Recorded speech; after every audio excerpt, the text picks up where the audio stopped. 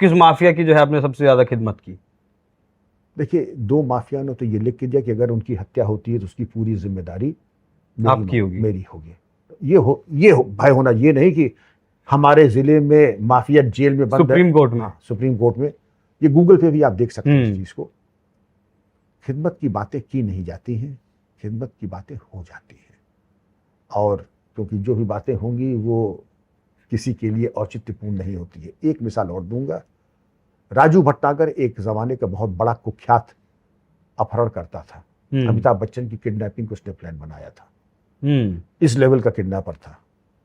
बहरहाल उसकी खातिर ठीक से हो नहीं पाई थी, वो जेल चला गया। हमारा कुछ ऐसा है कि जो अत्यधिक इस लेवल के हैं, बच्चियों पे तेजाब फेंकने वाले, तिरंगा जलाने वाले बड़े अपराधी, उनका शायद और जगह भी उनकी आवश्यकता होती है। तो जहां उनकी उपयोगिता ज्यादा होती है, मैं वहां का टिकट उनके लिए कटाने की व्यवस्था कराता हूं। तो ये जेल चले गए। लेकिन जेल में भी इतना भयाक्रांत थे, इन्होंने सुप्रीम कोर्ट, हाई कोर्ट को ये चिट्ठी लिखी कि मुझे बड़ा खौफ है। IGSTF ये कह रहे हैं कि नहीं, राजू भटनागर कि जेल में सांप भी निकल आते हैं, अपने को बहुत महफूज न समझो। हालांकि मैंने ऐसा कुछ कहा नहीं था, मैं बड़ा शांतिप्रिय और अहिंसावादी व्यक्ति हूं। मैं क्यों सांप निकलवाऊंगा जेल में? ये उसके मन की कल्पना थी कि जेल में सांप निकल आएगा, उसको डस वस लेगा। लेकिन ऐसा उन बाहुबलियों के मन में खौफ था, तो उन्होंने अपनी हिफाजत के लिए कर दिया। और ये बाकी लोगों से, ये तो औरों से पूछिए। खातिर के कई स्तर होते हैं। च्यवनप्राश से शुरू कीजिए, होम्योपैथी पे आइए, लाल दवा लगाइए, फिर आगे जाते जाते तो फिर आप बाईपास सर्जरी तक पहुंच सकते हैं, कानून की परिधि में रहते हुए। कानून की परिधि में? गैर कानूनी काम हम लोग नहीं करते हैं बिल्कुल। कितने एनकाउंटर किए सर आपने? गिनना बड़ा मुश्किल है। अगर शुरू करें आप SP आगरा से अगर शुरू करें तो वहां पर बाह, बटेश्वर, फतेहाबाद, खड़ा, राठौर तो डकैतों का गैंग चलता था। D39 विद्याराम गैंग, मलखान सिंह, माधव सिंह, मोहर सिंह, फूलन देवी, रोज 1-2 इनकाउंटर होते थे। 2 साल वहां था। इसके बाद मैं आ गया हमीरपुर, वहां भी मुस्तकीम गैंग, फूलन देवी गैंग और तमाम गैंग चलते थे। रामायण सिंह इंस्पेक्टर को गोली लगी, ADG BP सिंगल साहब वहीं कैंप ही करते थे। आए दिन इनकाउंटर होते थे, गिनती तो नहीं की। एटा में मोटा मोटी, अरे मोटा मोटी तो आप हिसाब लगाते, आप गिनते चलो। आप उसके बाद एटा आते हैं तो वहां महावीरा पोथी, शिवराज निक्से, ओनील रॉबर्ट, उन्नाव वाला ये STF ने मारा। इसके बाद STF ने कितने मारे, ये गिनती करना, हम इसका हिसाब नहीं करते। मेहमान ने कितनी रोटी खाई, एनकाउंटर में कितने मारे, ये मैं गिनता नहीं है। ये प्रभु प्रदत्त है। महावीरा का भी किस्सा आपका बहुत एक फेमस है, दथुआ कांड, शायद नथुआ एनकाउंटर। नथुआपुर कांड एटा में हुआ था। 12 सितंबर 1981 पूरा थाना मार दिया गया था। इंस्पेक्टर राजपाल सिंह और 12 सब इंस्पेक्टर और सिपाही पूरे छबीराव गैंग ने मार दिए थे। क्यों? लूटपाट के लिए, हथियारों की, या कुछ और? नहीं, लूटपाट के लिए नहीं, वो एम्बुश लगाने गए थे मारने के लिए। उनको आउटफ्लैंक करके, जिसको कहते हैं ना कि ये तो थे 12-14 लोग, समझते कि हमारी बहुत बड़ी के, वो था करीब 50-60। और सर्वे ऑफ इंडिया के नक्शा लेकर के ऑटोमेटिक वेपन लेके चलते थे। Light machine gun, Sten gun, SLR, grenade firing rifle वगैरह सब लेके चलते थे। उनके अंदर एक और था जिसको कहते थे भगवान सिंह उर्फ कमांडर। वो आर्मी का, एक्स आर्मी डेजर्टर था। वो बिल्कुल जैसे फौजी का होता था, एक्सटेंडेड ऑर्डर करना होगा तो हाथ फैला देगा, एक्सटेंडेड ऑर्डर। सिंगल फाइल चलना होगा तो इशारा कर देगा। Magnetic compass survey of India लेके बिल्कुल मौन चलता था बिल्कुल। और फिर उसने इसी तरह से आउटफ्लैंक करके पूरी पुलिस पार्टी की हत्या कर दी, मनोबल गिराने के लिए। और राइफल तो, हथियार तो सब लूट ही लिए कर। उसके तुरंत बाद मेरी पोस्टिंग एटा हुई हमीरपुर से।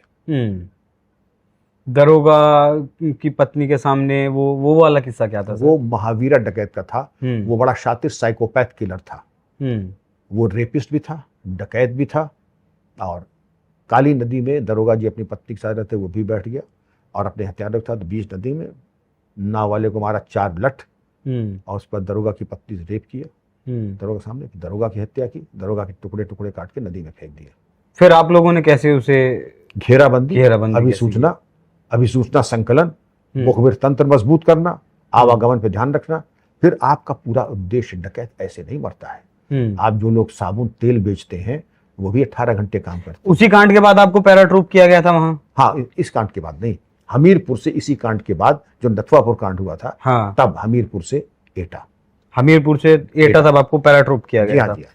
फिर आपने कैसे काबू पाया उस पर? काबू, जब मनोबल बिल्कुल टूट जाता है तो मनोबल बढ़ाना पड़ता है। मनोबल आप कैसे बढ़ाएंगे?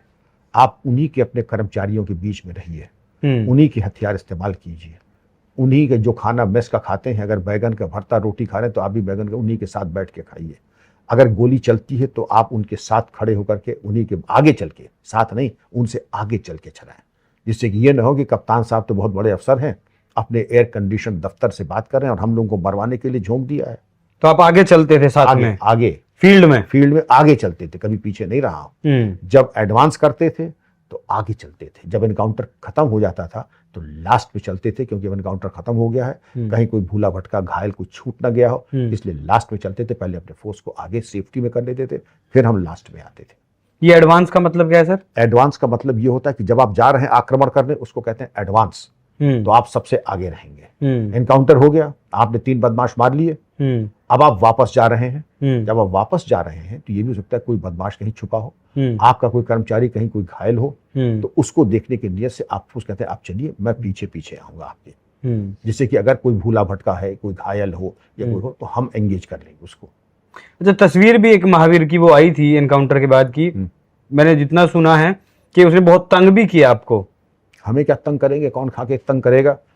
और ये जरूर था, एनकाउंटर में दिन दहाड़े एनकाउंटर हुआ था। आज का होता तो फिर यही कहते कि साहब चूंकि इस बिरादरी का था आपने मार दिया, आपने रात के अंधेरे मार दिया। वो तो दिन दहाड़े हुआ था, सैकड़ों गांव वाले देख रहे थे। और ये जरूर हुआ था क्योंकि बड़ा शातिर किस्म का वो व्यक्ति था, तो खेत में दुबक करके, जैसे सांप होता है, लेट जाता था, पता नहीं लगता था। हमारे विद्वान मित्र समझते इसी को कैमोफ्लेजिंग कहते हैं। पके हुए गेहूं के खेत में अगर आदमी लेटा हुआ है, पता नहीं लग रहा है, और आदमी जा रहा है तो एकदम से देखा कि सामने बैठा है, सामने बैठा है, तो आप क्या करेंगे? फायर। बस, तो दोनों मर सकते हैं, हम भी मर सकते हैं, वो भी मर सकता है। उसकी मौत आ गई थी कि उसके बाद तो खैर मारा ही गया वो, और सब मारे गए एटा के। आपके सवाल का जवाब कितने किए हैं? 3.5 साल में एसएसपी एटा था। जितने भी गैंग थे सबका निस्तारण परमात्मा ने कर दिया, सब खत्म कर दिए, सब खत्म, 1 to all। जहां गए सब खत्म कर दिए, या कहीं कोई बच गया था? आपको ऐसा कर रह गया हो दिमाग में कि भाई ये रह गया? देखिए, ये एक काल चक्र है, हमेशा रहे, लेकिन जो 99% जो समस्या होती है, एटा की खत्म हुई, हमीरपुर की खत्म हुई। और मैं जहां जहां रहा तो अभियान चला करके पूरा किया। एसटीएफ में भी जितने थे, श्री प्रकाश शुक्ला लेने और तमाम लोग लेने, सबका निस्तारण ही हुआ।